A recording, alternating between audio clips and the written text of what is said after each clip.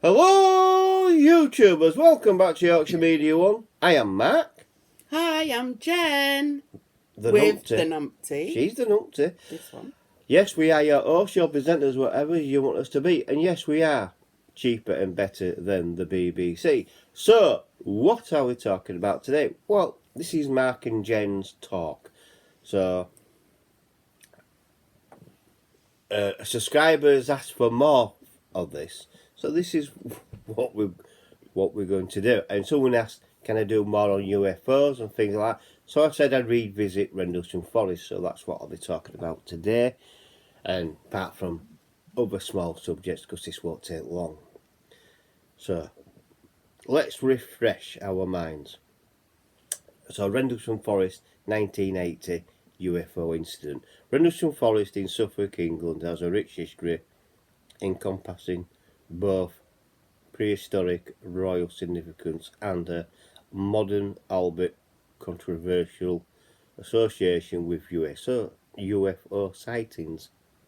The Rendlesham Forest in Suffolk is one of the most intriguing destinations in the United Kingdom for both nature lovers and those fascinated by UFOs, known worldwide for the famous Rendlesham Forest incident. This area gained fame after unexplained sightings of the unidentified flying objects in 1980 near RAF Woodbridge. So that's Rendlesham Forest and its aliens, past wood farms. People do ask daft questions. Was the Rendlesham Forest incident real? Let's go on there. No evidence has emerged to confirm that anything actually came down in the forest. According to the witnesses' statements from 26th of December, the flashing lights seen from the forest lay in the same direction as the Orfordness Lighthouse. Correct. So, there's no evidence.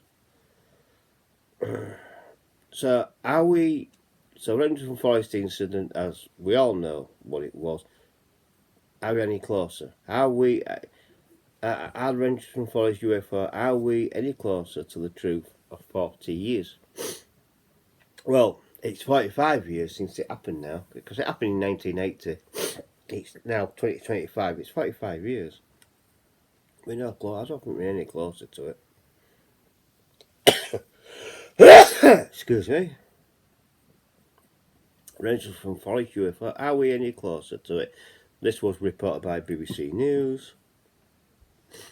US serviceman reported seeing UFO in Rendlesham Forest, Suffolk, just outside their base, and seen mocked up for a documentary. Nick Rigby.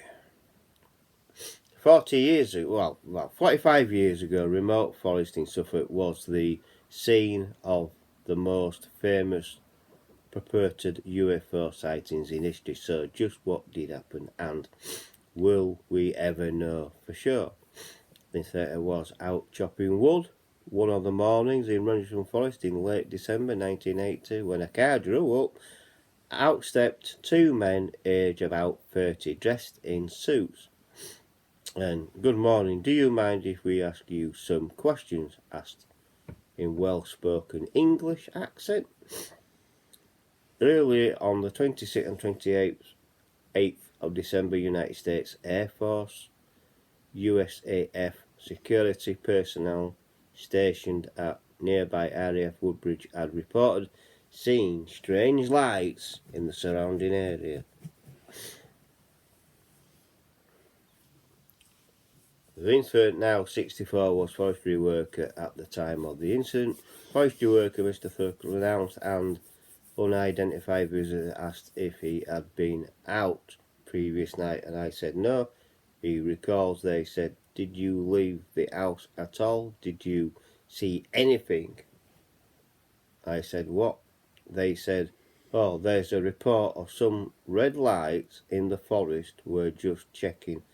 And the two of them very politely but firmly asked me properly about 20 questions. I thought they were journalists. They suddenly said, oh well, fair enough, there's probably nothing in it and left. So I bought the papers every day for the next few days to find out what was going on, and of course there was nothing. Charles Alt was one of the servicemen who claimed to have witnessed the UFO at Rendlesham Forest. 3 years later, however, the sighting made news of the world front page story. It proclaimed UFO lands in Suffolk, and that's official. So the story was based on a memo from RAF Woodbridge Deputy Base Commander Lieutenant Colonel Charles Alt at the Ministry of Defence, which is short as MOD. It was released by the US government and described an encounter with an apparent UFO in the forest. Information board Rendlesham Forest guide visitors are key locations in the story. Since then, the sightings have been of a source of much debate, speculation among UFO enthusiasts, and the subject of numerous books, articles and TV programmes. In March documentary concluded the slight and achieved legend status like Loch Ness or King Arthur. The Forest Commission has set up a UFO trail in the Rendlesham Forest featuring model based on what their USA personnel claim to have seen. My Druckett says the authorities have said they did not learn about the incident until Alt's memo, but the memo was not written until 2 weeks after received his visit, he says. Someone must have told them before. He says only the visit did Mr. Kettle began to hear rumours of UFO sightings in the forest. So nothing unusual when he visited the scene and supposed sighting. He begged his boss to show him the scene, but when he got there, my heart absolutely plummeted, he says. Was nothing, it was absolutely normal glade in the forest which the rabbit scrapes, and they are carefully marked. That happened to be roughly in a triangle, he says. I mean, there was ring sticks around it, marking and think fair dues to the Americans. If they'd been out a night saw and light and came back in the daytime looking for something, I could totally understand why they said this must be it. Pentagon releases UFO videos for the record of the UFO sighting investigated by the police. English mythology and UFO inspired horror rewrite. Countryman born and bred, however, he saw nothing unusual. It was completely natural, and they said things like, but they were broken branches. Well, the forest is full of broken branches. They saw burn marks on the trees. They said, obviously, there was heat radiated out from the spacecraft, and it burnt these trees. But it wasn't it? Was one of the rangers, Bill Briggs, who an axe, Mr. Thurkel. And Mr. Thurkel, now 64, was of the first people to suggest alternative theory to explain the sighting. Well, the alternative theory is that lighthouse, because there were no broken branches and things like that. There's only the part of the forest. It looks place says the part of the forest where it was possible to see the since dismantled Holversham lighthouse. It's weird because you have got slightly sloping patch. Rendlesham Forest, then probably a couple of miles, then Jedgrave Hill, and then there was a gap in the trees at Jedgrave Hill, then 8 miles whatever to Ness Lighthouse. UFO believers have talked to lighthouse keepers who said it never been towards the land, and I think rubbish. I've stood in the beam of the lighthouse and I have looked at the forest. So there you go. But who were Mr. Thurkel's mysterious visitors. He isn't sure, but he gets annoyed when people assume he is claiming to have been visited by variable men in black who said interrogate and harass UFO eyewitnesses. Say, oh, that isn't what I'm saying. I'm telling you that the choreography, which part of its story, it's wrong. Journalist claimed Mr. David Clark, whose request led to the MOD's file on the Rendlesham incident being released, says the most logical explanation was that Mr. Thurkel's visitors were local newspaper reporter who had possibly learned of the incident from local police. Yeah, it could be. He says the original sighting by USAF security guards has not been fully explained. There is still an element of mystery what happened, and to those three guys on the first night I still find baffling. Maybe they did see something that was inexplicable, he says. One of those guards was John Bortz. He went to investigate the sighting and says he first saw a beacon in the distance in the forest with green and red, orange and white lights. And he had his colleagues approach Mr. Burroughs and say he saw a white light silently explode and then red oval sunlight object in the clearing. It lifted up through the trees and shot back towards the coast.